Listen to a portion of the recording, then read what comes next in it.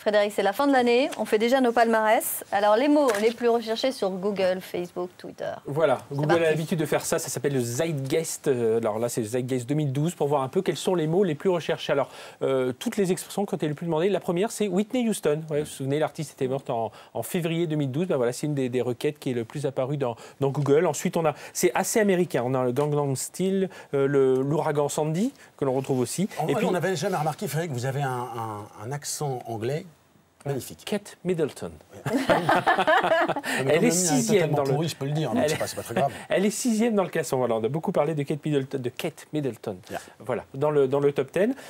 On a aussi notre top 10 français. Et alors là, il y a le premier, c'est Free Mobile, voilà, qui avait un peu défrayé la chronique lorsqu'il était arrivé sur le marché du mobile. On cherchait tous à payer moins cher notre téléphonie mobile. Après, il y a des choses assez amusantes. Alors, il y a l'Euro 2012, Secret Story, voilà, des choses assez classiques.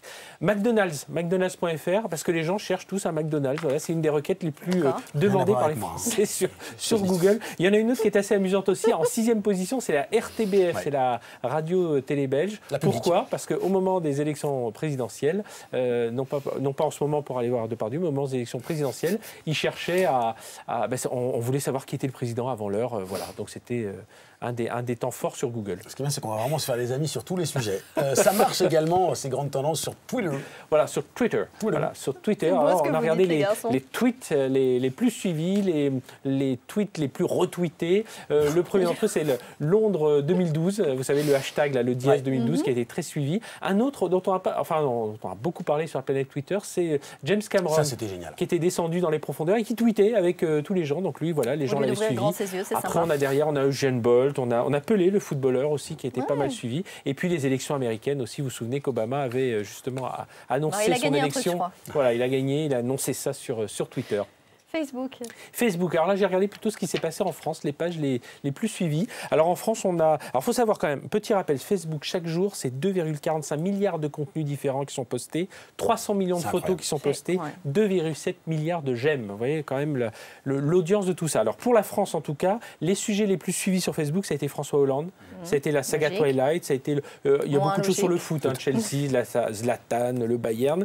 La musique aussi, alors là, on a pas mal de choses sur... section d'assaut qui apparaît souvent dans les pages les plus vues.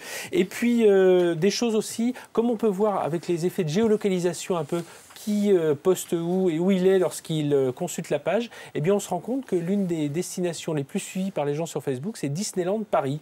Voilà, avant la Tour Eiffel, avant les Champs-Élysées. Et puis la Croisette de Cannes arrive en 7e position. Voilà. Et puis l'année prochaine, je suis sûr qu'on aura BFM TV.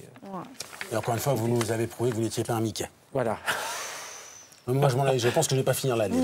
Allez, plutôt, on s'en va. On rentre à la Frédéric. maison. On se retrouve sur la page Facebook de Culture Geek.